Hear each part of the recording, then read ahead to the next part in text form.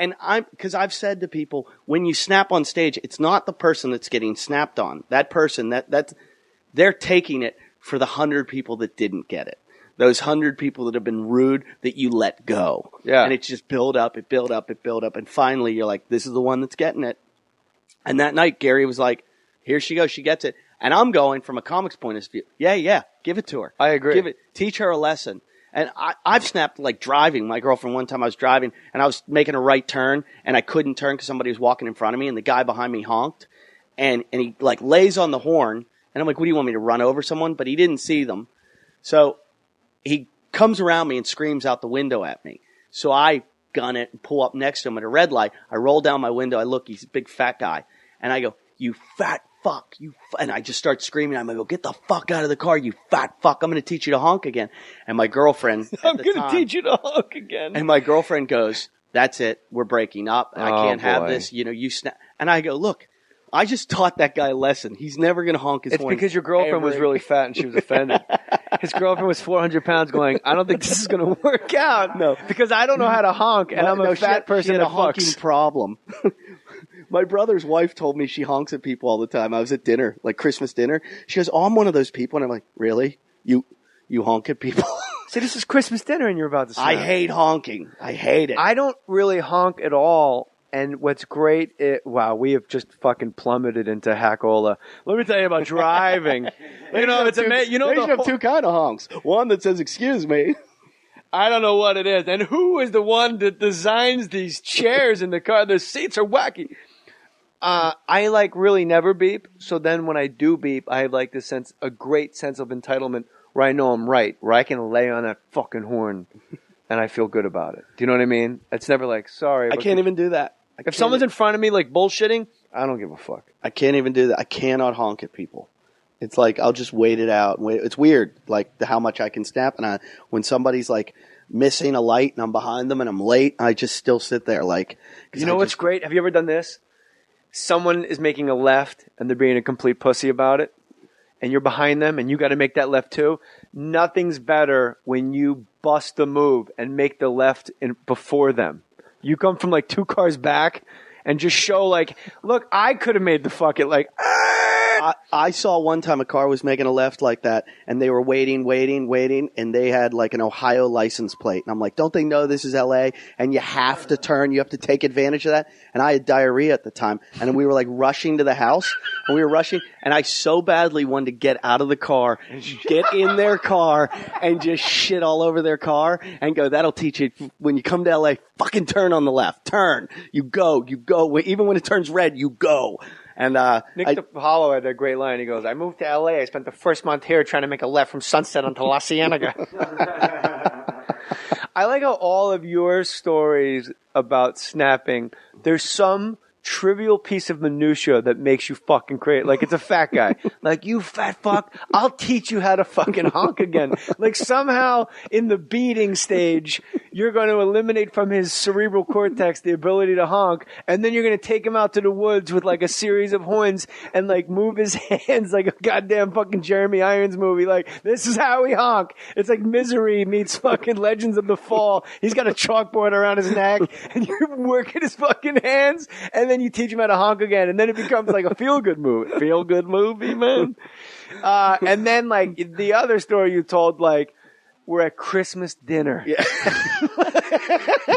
And then you just said like, and I look, and he's got Ohio plates, and I'm like, you motherfucker. Fucking Ohio? Are you shitting me, man? Like, now I'm looking at my clothing, like anything. I'm like, what is it about me that Eddie's going to drive home and call Jim Jeffries, go, and Jay Moore's sitting there with his fucking James Pierce t-shirt. Look at me. I got a $60 fucking t-shirt. Wear a t-shirt like a fucking man from the Gap. We would. Barefoot, wearing fucking slippers when I come in. We would talk about that. That's what happened. That's how we started our show, because we would come home and we were only home, like, Jim said he was going to move. He told me, he's like, I'm going to come try out LA, blah, blah, blah. He's like, and I'm like, good luck. And, he's like, yeah, I'm going to come out there for a little bit. He's like, can I stay at your place? And the next thing I know, he's got an HBO special. And I'm like, can I open for you? And, so he's staying at my house for 2 weeks. By the way, let's not gloss over the parenthetical of what you said, which is, well, it hasn't fucking worked for me, so if you want to come give it a try, be my guest, asshole. And then, like, don't think I didn't catch that. Like, yeah, hey, Jim, you know what? Why don't you take the 18-hour, why don't you take the 18-hour flight to L.A.? I'd love to see how it works for you, Good pal. luck. I've seen everybody trying it. And then he's like, I got an HBO special. I was like, you got a what? But he was supposed to only stay 2 weeks, and he's been there like 3 years. But we literally were both on the road so much that we'd only see each other like Sunday and Monday in the house. And we would just sit there and talk about everyone and everything and just shit on everything. So we said, why don't we just record this? And we should fucking record it. Well, it's a terrible Jim Jeffries impression. Yeah, but we've done it. It's almost a year now we've been doing this. And you just shot past us in 1 week. I had a crazy debut. I think that's because the Kevin Smith Smodcast Network, it's like when you put on the pinstripes, you got all the Yankee fans behind you. Yeah, but you're still hovering in there. What, top 5? I was number 1 last week. This week I'm 5. Yeah, dude. Oh, that's because I'm on. Yes, that's right. If you drop, that'll be hilarious. There's no rhyme or reason to it, because sometimes like they give you a point, like if there's a comment, and then other times it's like 5 so points. You're learning. No, I don't care. I don't care about the ranks, but Jim, I'll hear out of his room, we dropped again. Fucking Mark Maron. He's fucking going crazy over. He's gonna kill Mark Maron. You and I did a show. We did our HBO shows. Before we get into this, can I tell you one thing that I never told anybody about Last Comic Standing? Yeah. I was banging that stripper. Which one? The one that was on the show. Yeah. And she kept going, we should let people in on this and let people know, blah, blah, blah. And I'm like, I said, I have enough trouble having a career. Like, I don't need to, like, make a career out of this shit. And she was like, and they sent the cameras up to my room one day. Oh, she wanted to, like, bubble, like, a spin-off, like, hey, romance is in the air, Last Comic Standing. And I was like, no. Check out these 2 middle acts fucking. Exactly. She wasn't even a middle act. And I was like, I don't need this going on. Right. So, and for some weird reason, I have a filthy sense of humor and really offensive. And I say stuff on the radio and on TV and on stage, but I just kept thinking about my parents, because Last Comic Standing was like all of America watched. Yeah, it was very Disney-esque, and all I kept clean. thinking was, everybody's going to watch and they're just going to go, this is what Eddie does now. Just letting my parents down. My mom's so Catholic. She calls me every week asking if I went to church. You go to St. Monica's, man? I don't go to church anymore. I don't believe in God anymore. How could you not? Well, how? This is what I say to people that say, I don't believe in God. How do you know what I think is God? Like, how could you not believe in I understand. a thing? I understand that, and I don't. It's almost like that AA, like higher power like thing. An atheist like how do you not believe in like the sun? I believe atheism is a religion also. Like, I'm not an atheist. I am agnostic, and people say you're a middle of the fence guy. Actually, I read a book that I heard you on Love Lines or something talking about once. Rescuing the Scriptures from the Fundamentalists. John Shelby Spong. So I've read a lot of books. Amazing book. Have you ever read The History of God? I love it. Yeah, it's a great book. Written by that Catholic nun. Oh, she was Catholic. And oddly secular. Yeah. Very weirdly. Yeah. That's what made trip me out about John Shelby Spong's book. He writes this book. I'm not telling you, I'm telling the listeners. He's the Archbishop of the Episcopalian Church. Yeah. And he writes an entire book about defending gay marriage because people that are against gay marriage say like, well, it says here in the Bible. And he started saying, well, it also says that Lot had sex with his daughters. Right. So if you're going to interpret it literally, then Lot is a pedophile. If Adam and Eve were the first 2 people, then that means we're all just mongoloid, inbred, retarded people. Right. And thou shalt not kill. Like everyone broke all the the commandments, like Moses parted the Red Sea. Well, when he unparted it, hundreds of thousands of Egyptians drowned and died. Yeah. Thou shalt not kill. And he proves chronologically, like Jesus and John the Baptist couldn't have met. But what's great is he's not some crazy UCal Berkeley wacko liberal professor. He's a freaking archbishop that loves Christ, saying, let's not do this word for word. Let's just take these as stories and love each other. And the chick that wrote The History of God was kind of the same thing, where she said she just wanted to get to the bottom of it. But to her point is that all the Bible is and all those books are all man-made. Yeah. Man made this all, and it's not some divine intervention. Right. It came from man created it. That's why your idea of God, whatever it may be, I'm fine with that because my idea, I don't know, there's like 100, I always say this, the way I look at it, my dog looks at my MacBook and has no idea how the operating system works. She's a very smart dog, but she doesn't know how it works and never will have the ability to comprehend it. Yeah. Matt Cohen said, I don't know how it but works. like some people do, and humans are capable of it. But we're never like a dog will never be capable of understanding an operating system. We're never going to be able to understand or comprehend the universe and how it works. We just don't have the capability. So it might be something so beyond our imagination, that to put labels on it or to subscribe to anything I say is crazy. Neil deGrasse Tyson, the astrophysicist, when talking about... I like the way you just said that. It was like... I wasn't sure if I was getting the name right. He's so badass. He's the cool black guy. He's always on the Daily Show. He wears like a piano key tie. Yeah. He's the one that said Pluto wasn't a planet and he got like death threats from third graders. He downgraded Pluto.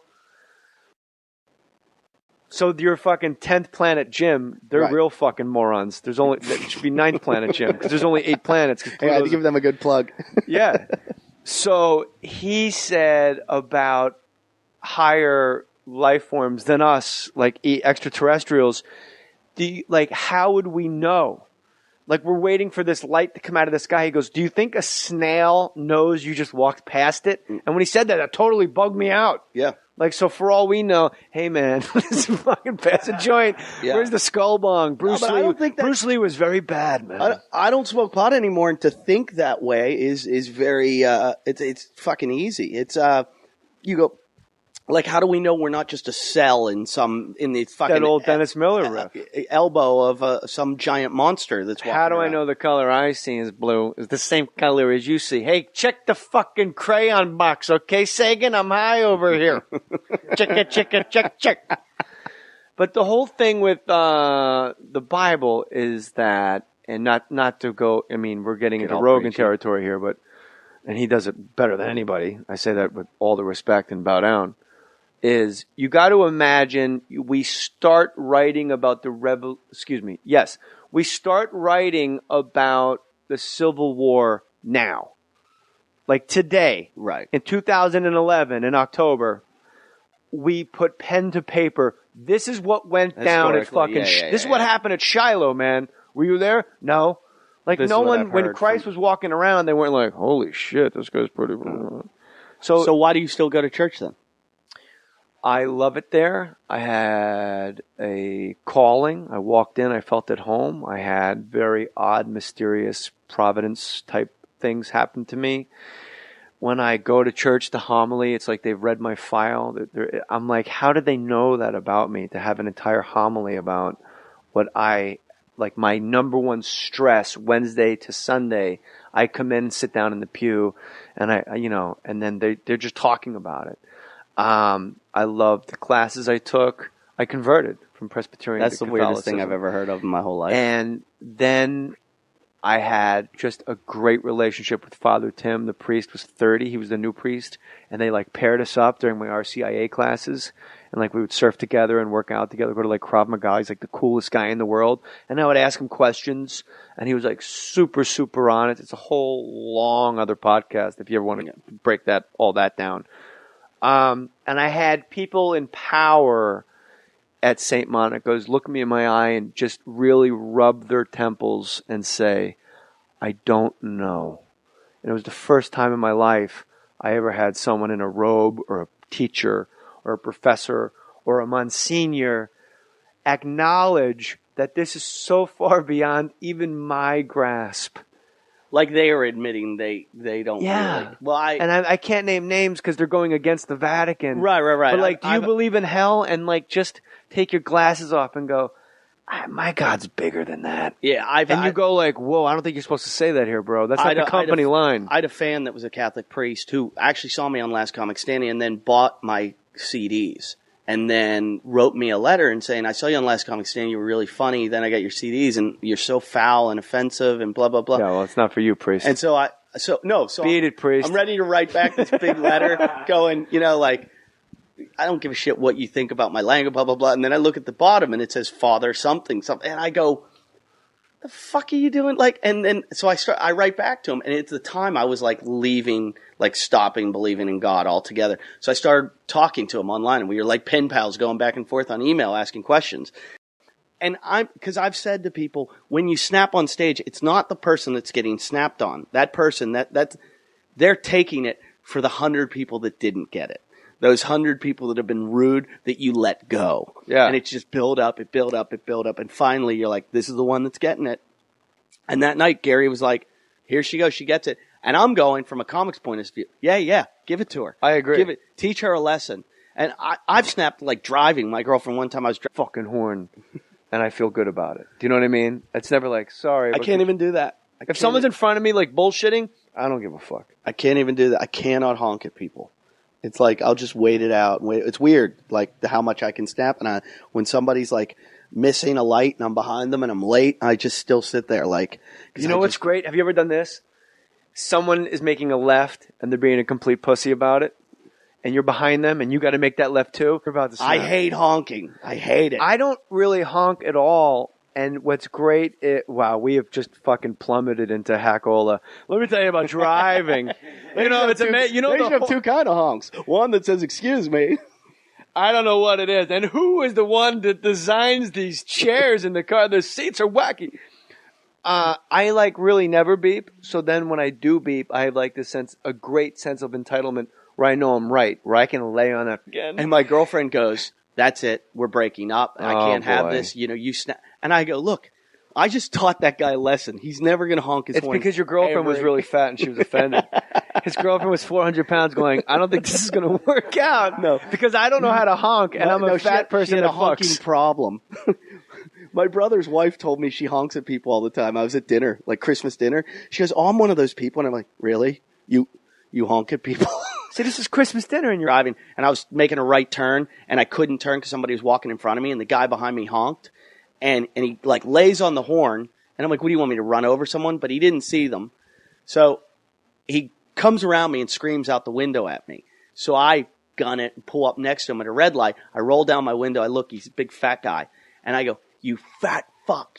And I just start screaming. I'm going to go, get the fuck out of the car, you fat fuck. I'm going to teach you to honk again. And my girlfriend I'm going to teach you to honk again.